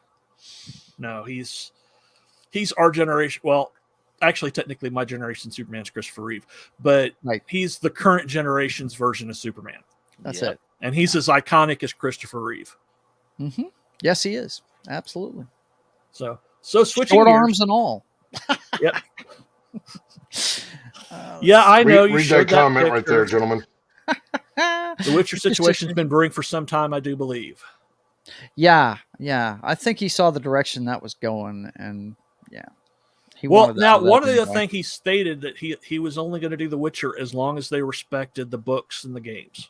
Yeah, he might have been ready to do both. And if they were the direction they're planning on going for season 4 wasn't in line with that, he might have just said, "Well, I'm gone." Okay, we have new information from Keith. No, Cavill is saying no. They're changing Bond to match new owners of MGM, Amazon, aka the people behind the billion-dollar failed token series. Hey, can't mention that series now. No, we can mention it not by name. Rings of Power. Yeah. The show that shall not be named. Yeah, with Elf Karen. Just, that There's another one. Certain shows they're putting out are just. Yeah. Why can't they all be like The Boys and Terminal List? And look, Prime is doing some good stuff. They are. Yeah. They really are. But it's just they're doing some bad stuff. That dud that shall not be named. And the shame of it is the special effects are dynamite in that show. They really are. And you can tell they spent a lot of money on that. And to have they didn't spend it on costumes. No, I didn't say the costumes or extras. But some of the scenic stuff and things was looks like we've got some new people that's come in Hey, that I need to say hi to. Dragon Bricks, TJ Nados Surinka. Sorry if I butchered your name. I am really bad Just at calling that. TJ, your comment there. I've got to ask you. Have you read the books? I've been told I need to go back to that series and give it another chance because I didn't watch it after the first episode of it. Because, give the whole first season a chance. Okay. Reason why I ask is I'm a fan of the books. And if you're a fan of the books, you know that Jack Ryan is the guy that doesn't want to get involved in this stuff. Yeah. He's not a field person. He's an analyst. He's supposed to be in an office in a cubicle. But you can't stick John Krasinski in a cubicle for right. I understand. They've already done that. That's called The Office. Right. But that first one, it just seemed like he was a little bit more than what. It seemed more like he was an operative, and I turned it off at that point. You know what I mean? I'm one of the guys that think, no matter what you think of his politics, the best guy that's ever played him was the original. Alec Baldwin did the best job of playing Jack Ryan. I mean, you can't imagine that a guy like Harrison Ford doesn't want to be involved in a scrap. You can't imagine that, and he's supposed to be the anti-James Bond. He's supposed to be like you and me getting involved in a spy story. That's what it's supposed to be. And I just didn't see that out of Krasinski. But my brother has told me I need to revisit it. So it's definitely. No, I have not read the books. Looking to get them though. Yeah, they're great books. He's an ongoing character in Tom Clancy's novels, not just the Jack Ryan series. But my personal favorite book that he wrote was one where he wanted to see what World War III would look like with conventional weapons, and it was called Red Storm Rising. They'll never make a movie out of it because it's too big. They'd have to make a miniseries or a series on one of the streaming services. Now, we might see it there, but he ended up, I think, on an aircraft carrier in that one. I think he was pressed into service back with the Navy during that war. So, but yeah, he just seemed like he was an operative, and once again, I'm not a purist. It's just, I like Jack being, like me, and, but my brother says I need to watch it again. And I pretty much listen to what he says. I had given up on The Boys because the first season of it seemed kind of predictable, and he told me to get back to it. And I watched it just recently, the last 2 seasons, and it got way better, so. And the thing is, they're still tamer than the comic book. Right. Yeah. I'm sure they are. I've heard Hero-gasm in the comic book is much, much, much worse than the hero-gasm that we got on the show. That's just. I'm sure it's probably like True Blood. They're probably sacrificing civilians in there and all kinds of stuff. I'm sure. It's just all shades of wrong. Let's just put it that way. Now, gentlemen, I know you guys are very busy. I don't mean to interrupt you. Keith did post something there about The Witcher, going back to that real quick. If you have not had a chance to read that, could you read that for everybody? And that will probably finish that up. The people behind The Witcher were not fans of the source material. No, they weren't. Not at all. They were just wanted the character. They didn't care about what's gone before. Sounds like it's cost them their main actor. They want the brand recognition for the message. Man. Yep. It's all about the message. I'm going to get in trouble for this, but I will tell you, the music in The Witcher was really good. I'm sorry, but it was good. It was great. It built up to it. I did like the music, and I was impressed by it. Oh, I'm not going to argue with that. That's a good, you're completely right on that. That one's still on my list to watch. I haven't watched The Witcher. So, you know, being busy with the side hustles and stuff, I can only watch so many things, and that's one that I decided to put on the back burner because I haven't read the books, so I'm really not that invested in it. Never played the video games. I own The Witcher 3 because a guy at the video game store told me that I could, you know, play that game without getting the other two. You know, Yeah, you could. Yeah, it gives you a synopsis at the beginning of it. So it's on my list of things to do. It's just been put on the back burner. No, I've played all three. I've read the books, so Yeah. you know, I've considered myself a fairly big Witcher fan. Yeah. And you'll enjoy it. Yeah. Yep. Oh, I'm sure. Yeah. Yeah, and make sure when you do finally get around to playing it, Mm-hmm. make sure that you do the Blood and Wine DLC. Blood and Wine DLC. It's a whole other game. Really? In a DLC. Okay. Yes. Cool. Sounds cool. It's probably the best DLC ever made for a non-MMORPG game. Gotcha. Yeah, because we know those get DLCs every quarter, damn near. You know? Well, I'll be talking about that in the game section, which I'm about to kick off. Yeah. Okay. Well, let's do it. Good segue. Let me close this segment with this. I have liked every movie of Alex Cross. Yes, includes the the guy that played Hawkman is going to play Alex Cross. Yeah, really? and look the production what Wolverine is saying here. If you can read it, please. Skydance, the production studio behind the Reacher, is also behind the Alex Cross series that was recently announced. That sounds very, very promising. Hey, we've got bots back. That's back. Twice. He's getting them though. Alex Cross. Let's see. So far, we've had Morgan Freeman played him, and who's that guy? He plays. Oh God, he's one of the biggest African American producers there is. What's that guy's name that played him? Last time they had an Alex Cross story. Tyler Perry. Tyler Perry. That's him. Yeah. He played him. Yeah, see, I never saw that Alex Cross movie. It's good, man. Should I give it a try? Yeah. I like it. Yes. And for the bots. The goddamn robots, John! There you go for the bots. All right. All right, John, I know you're going to get into video games, but I'm going to end up having to go. I do apologize. I just found out I have a very special guest coming and visiting me, my granddaughter. Yes. But on that note, and I'm going to take some grief for it, I've been a big fan of the Lego games. Yeah. I recently bragged about the fact that I got the new Lego Star Wars Skywalker Saga, and I've been playing that, and I do play it with my granddaughter and my kids. And I love the effects, the graphics, the DLCs. It's a really intense game, but some of the music is just right there, and it's all the movies, and I just really enjoyed it. And I know I'm going to take grief for it. Why would you take grief for that, man? Hey, if you enjoy something, you enjoy something. Yeah. I've heard things both ways on that game. Yeah, look, the only problem with Legos is stepping on them. Yeah, when you step on them, they hurt. Yes, they hurt. We make sure to pick up all the Legos. Absolutely. But there's nothing wrong with that. I've heard good and bad about it. So, yeah. Well, thank you for being here, Scott. I appreciate it. Absolutely. Thank you, guys. I appreciate you guys. Hope you guys have a great day. And just one other thing to let you guys know. I know I'm a very quiet guy and shy, but I heard there's some new music out there that you might want to check out.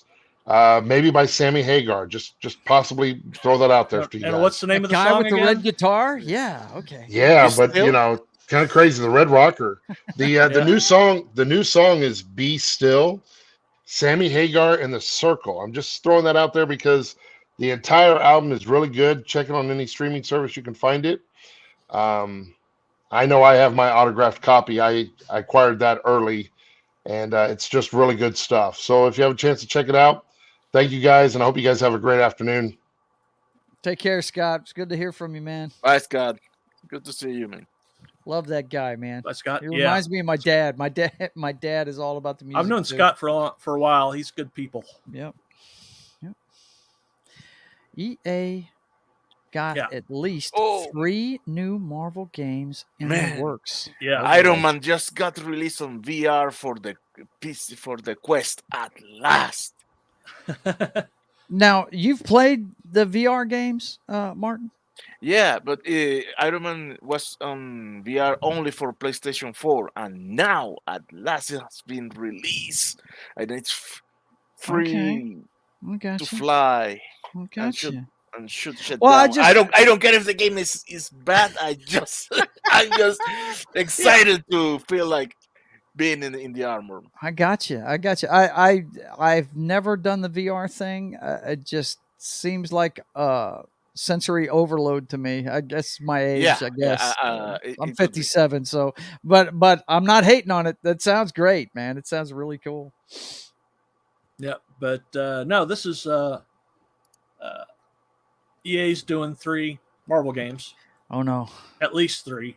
you do understand EA is the Disney of the video game world, Yes, right? I know. I know.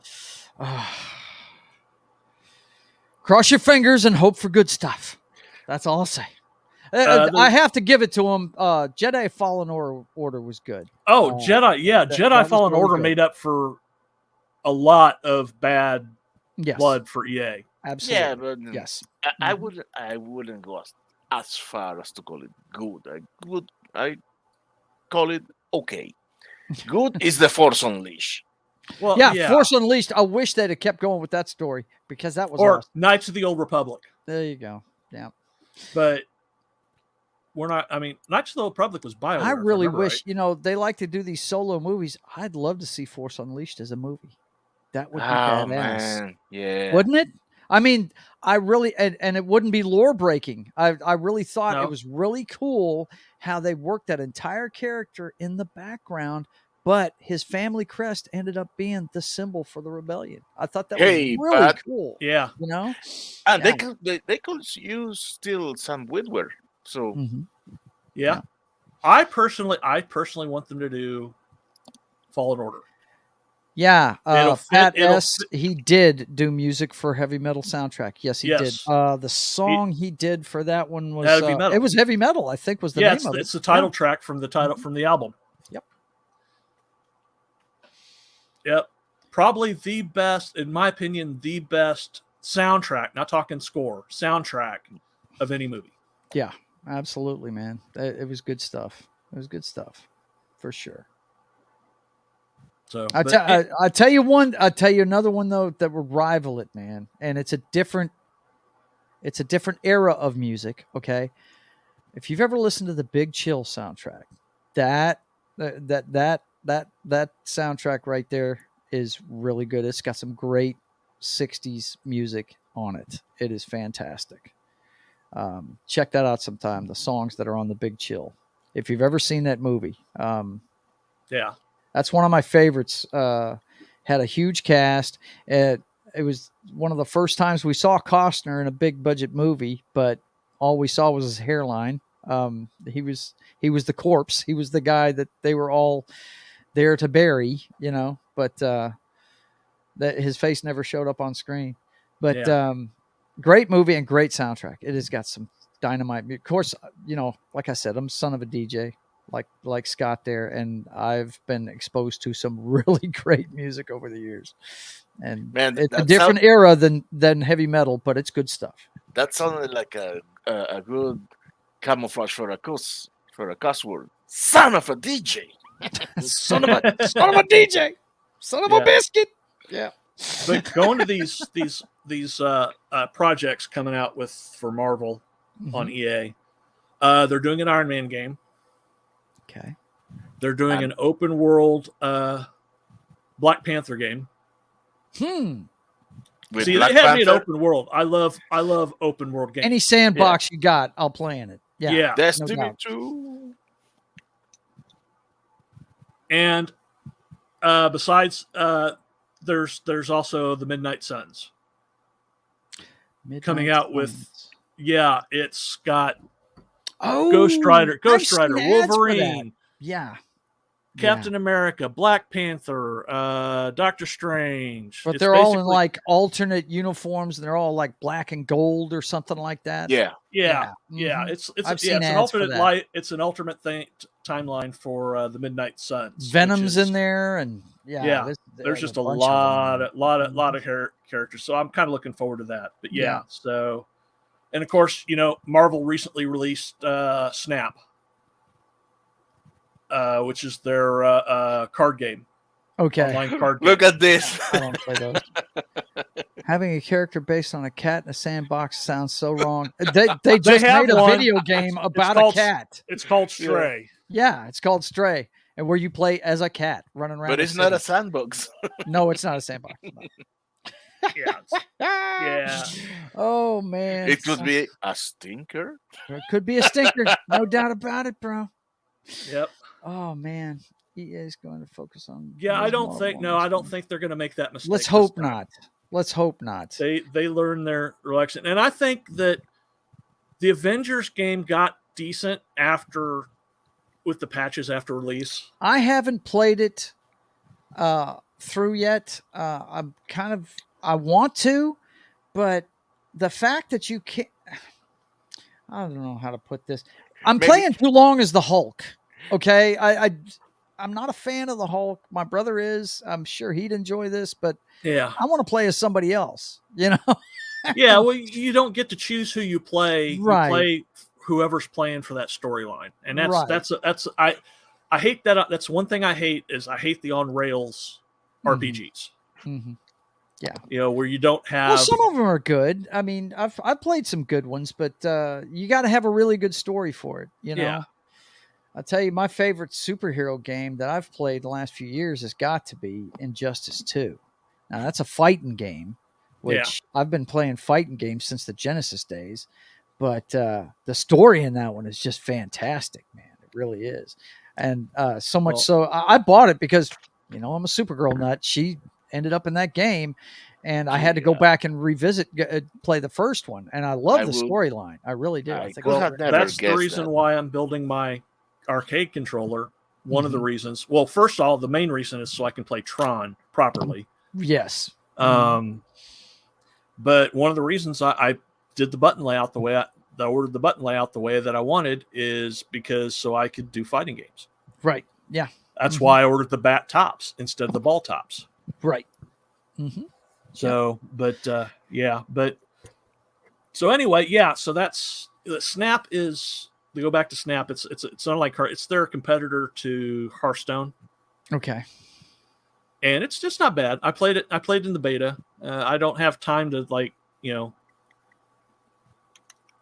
devote, and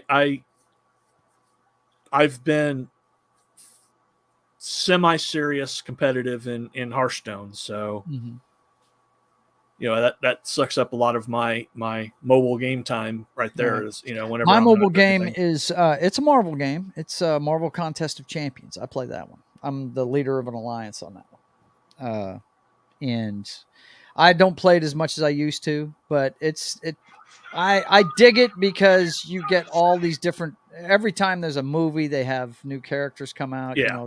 They coincide with the films and stuff. I'm sure we're going to get some Black Panther characters this month, and it's a lot of fun. But it's totally loot box driven, and I don't dump money into it. I'll put it to you that way. I play free. So I've spent way too much on Hearthstone. I pre-order every expansion that comes out. That's $80. Yeah, an expansion. Mm-hmm. I don't buy cards anymore unless they're because a lot of times you'll get like a deal where based on your rank they'll give you here's 37 packs for $20. I'm like, I'm not going to pass that up. Yeah. I got you. That's a good deal. This is the deal. And it's something that's been going on in video games for a while. And I'm just going to mention this because it's something I'm passionate about. I don't know if you guys know it or not, but I work for a gambling rehab that my wife went through in 2011. And there's been, I think the last time I was reading about it, the UK they were thinking about passing legislation against loot boxes in video games. Loot boxes are wrong because it's basically gambling, guys. And, I've known guys, of course, I like the Madden video game.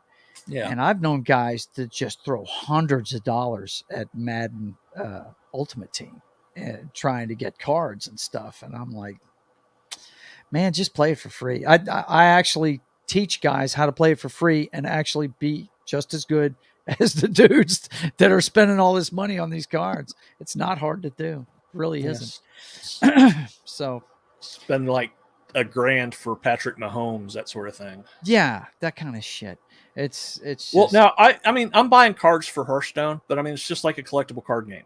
Yeah. If you have the cash, it's something you're passionate about, there's nothing wrong with that. What I'm saying is these guys throwing all this money at it uncontrollably, trying to get a certain card. Well, yeah, now you're stepping out of bounds. You need to friggin' just relax on that stuff and let it come to you. This is like once every 3 months. $80 once every 3 months. So, you know, that's... You understand what I'm saying? Oh, just like anything else, if you control it, it's entertainment. If it controls you, you got a problem. Okay? So, anyway, EA and these games, sometimes they hit it out of the park. Sometimes they're all I can judge them on is the one that I play the most, and that's Madden. And I can tell you this, they're just retreading stuff every year with that game. Yeah. So they've gone low-hanging fruit with that game. And I don't like soccer, until people stop buying it, they're going to continue to do it. So well, it's like FIFA. I don't like soccer, but look how much, I mean, there's like freaking gambling rings and stuff built around FIFA. Oh yeah. I'm like, just play the game, guys. It's for fun. Yeah, it is. But they've had some good games, and I keep going back to Jedi Fallen Order. That's the last one that I bought that was EA, that was story driven, and I enjoyed it. Like I heard Martin mention Destiny 2 just a minute ago, and the thing that keeps me from playing that one, it's another one of these assault on the senses things. I hate first-person shooters. I can't stand that. You're breaking my heart. I hate it. I'm sorry, Martin, but I just do not play those games. I bought Destiny 2, and I was going to try it because I'd heard such great things about it. As soon as I could not see my character, and I was peripherally not seeing things around me, I was like, no, I can't do it. It just, I don't like it. I don't like first-person shooters as a general rule either. First-person shooter are my bread and butter, man. Well, you enjoy that. See, that is something you enjoy. I go all the way back to Medal of Honor, the one where you were on Normandy, the beach. Oh, yes. And I was like, oh my God, my brother was playing it. I was like, Jesus, how can you play this? It's an assault on the senses. This, you know. The last first-person shooter. And some people are into the realism, you know. So yeah. The last first-person shooters that I played regularly, and that's only because I was playing online with friends, was Unreal Tournament. Yeah. And Battlefield Vietnam. And that's it. I mean, other than that, you know, I'll occasionally, if I come across it, I'll play, you know, something, you know, like a Call of Duty or something. But I don't play online. I only play, the campaign. That's all I care about. If these games would just give you an option, kind of like Skyrim. I just found out that Skyrim will allow you to play either way. Yeah, you know, I've been saying that for years. Skyrim's been first person forever. Yeah, but apparently you can take it and make it third person. Yeah, you can make it. Oh, you're talking about third person. Oh, okay, I see what you're saying. In other words, you can see your character. Yeah. Okay. Yeah, that's an option with Skyrim. Apparently, I just found this out, and so I'm gonna have to take a look at that game. And I was thinking multiplayer when you said that. Just make that one tweak, I'd be playing a lot more video games. I would get into Destiny. Yeah, man, I love Mass Effect more than any other IP in the world. The key thing to remember, but I would love if they have an option to play on first person. First person instead of third person, right? The first Star Wars Battlefronts, you could do that. Yeah, play on first or third. If they just do that one tweak, I would go back and buy a whole lot of games. I'd probably pick up Call of Duty. I'd probably pick up what's the one that I really wanted to play and it was first person and I couldn't do it. Hell, I can't remember. But if you make that an option, I will play your shit all day long for sure. No, let's.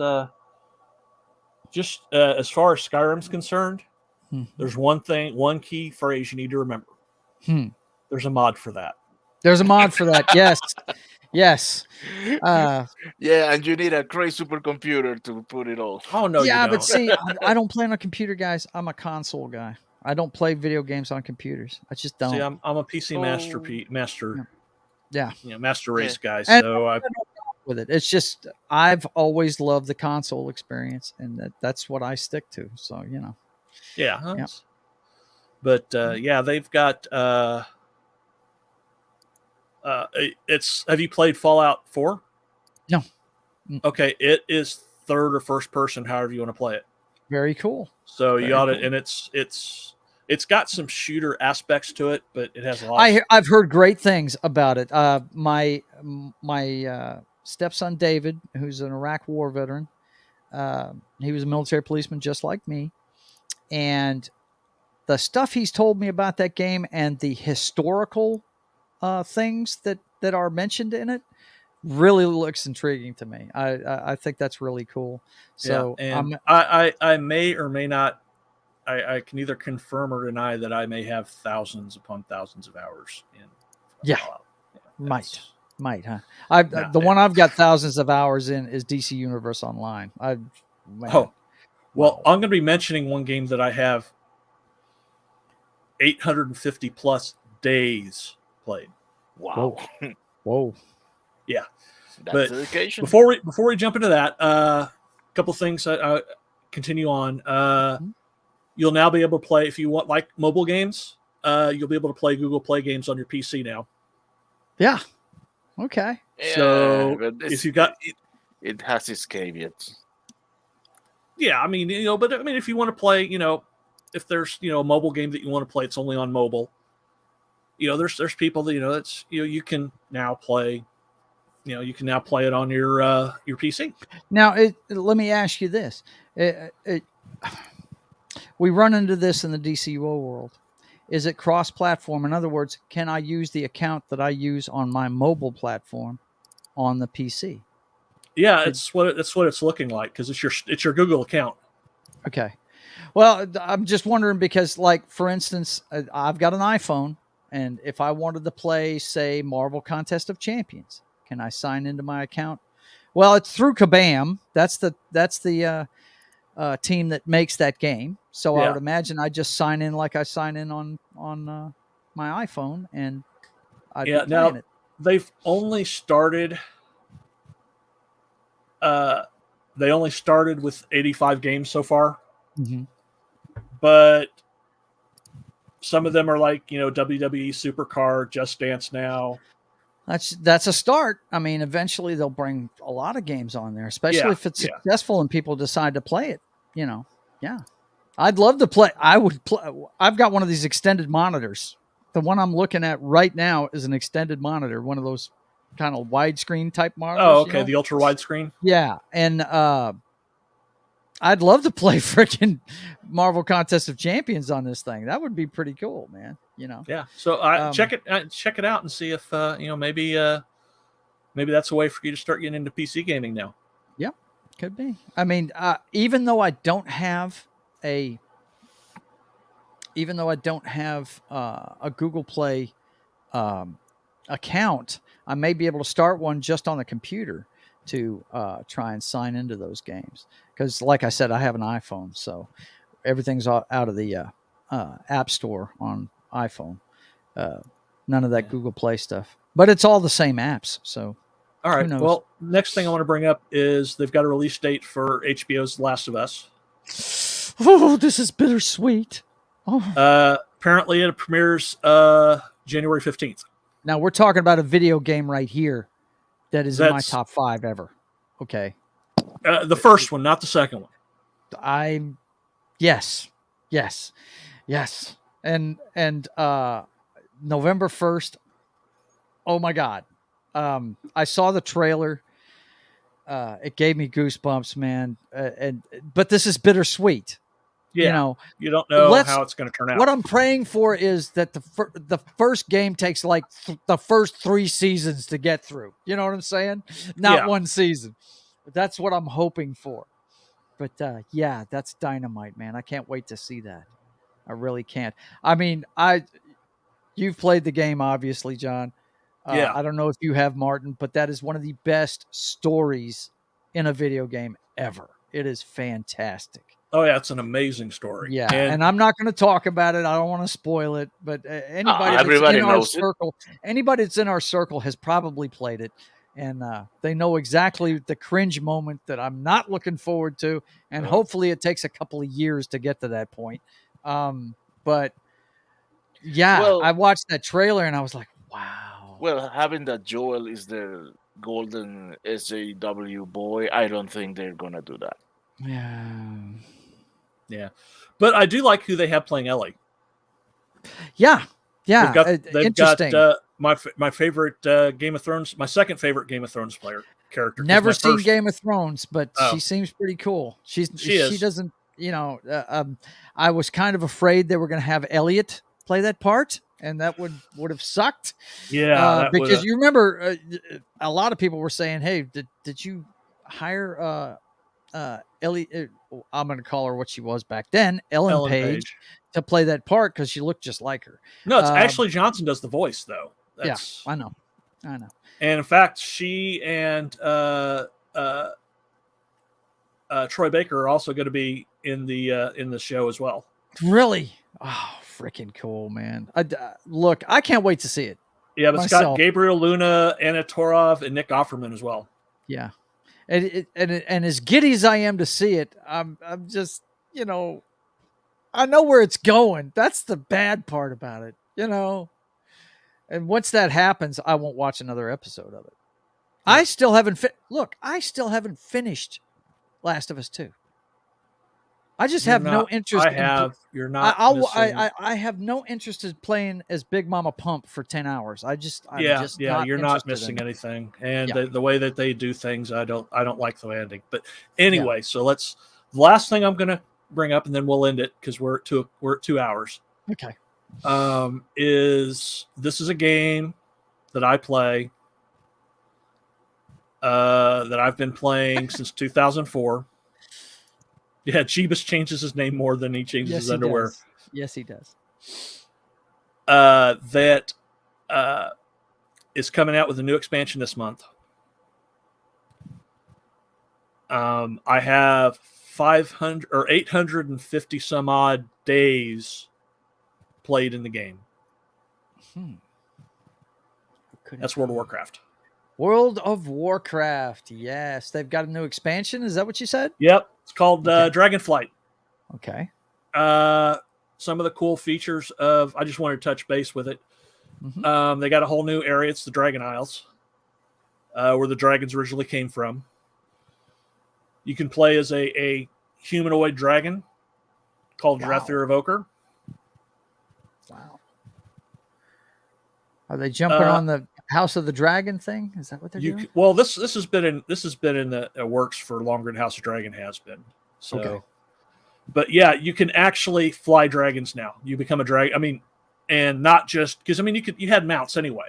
Right. But this is interactive. You can combat on dragons now. Wow. See, that's one thing that we've been screaming about in the DCUO universe for a while. Give us vehicles, man. So here's what it looks like the Batmobile, Yeah. Wow. That's what it looks like to fly on the dragons now.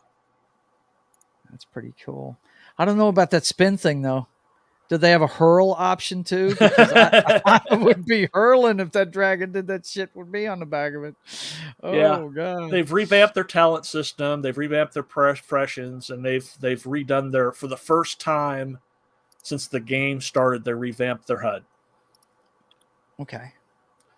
Watch out for those HUD revamps, man, because they just redid it in DCUO, and people are screaming about it. I mean, I figured it out pretty quick, but it's like the third menu. Speaking of dragons, have you tried Century: Age of Ashes? No, I haven't. Oh my! Basically, it's a multiplayer fighter plane combat, but with dragons. You're riding dragons. I'll check that out. And it's free to play. Awesome. Well, that is going to bring us to the end of our show. Just a final word on World of Warcraft. I've never Yes. played it, but I had a friend we went and visited, and him and his wife would play back to back on 2 different computers, and I made fun of him until I started playing DCUO, and I had to call him on the phone. And I said, "Dude, now I understand. I'm sorry I ever made fun of you, man." Well, back in 2004, when I first started playing, I was a serious raider. I would spend. It's basically another job, another 40-hour a That's week what I've prepping for raids alone. Yeah, that's what I've. So, That's what a lot of people have compared it to. I'm But casual now, so you know, I don't play it, but kind of like Superman, I never read the comic books, but I root for him. I root for World of Warcraft because they're the originals. They're they're the first ones, and I hope they always do well. Yep, I do too. But I mean, they still have millions of players, so they're not hurting for anything. No, they're not. So, all right. Well, I would like to say hello, say goodbye to everybody. Thank you all for coming.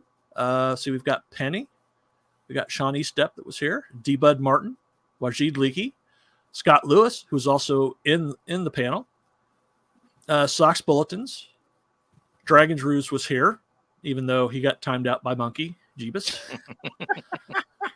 Alex Moore, Hojo, Marcus A., Sam Lucas, the Peter Venkman fan site, Zax, Destiny's Captain, Colonizer Jeebus, Six, Osifres 1994, Wolverine 626, Dragon Bricks, TJ, and I'm not going to butcher your last name. I'm sorry. I butchered it the first time. Pat S., Bill Barkley, and Keto Simple. Keto Simple was here, man. Yeah. You had a crew today. Yeah, there's had a lot of good people here. Thank you very much for my first showing up. Real for my Wade first Nation is just arriving. Oh, Real Wade Nation. Hello. Oh man. Hello, goodbye. Hello, Hello, goodbye. Well, John, I don't know how many of them feel this way, but I wanted to make sure I was here because I have enjoyed the support you've given me, and I wanted to see you do well, and I hope I didn't derail you too much. But you did a fantastic job, man. This channel's ADD theater. It's fine. I hear you. So, and with that.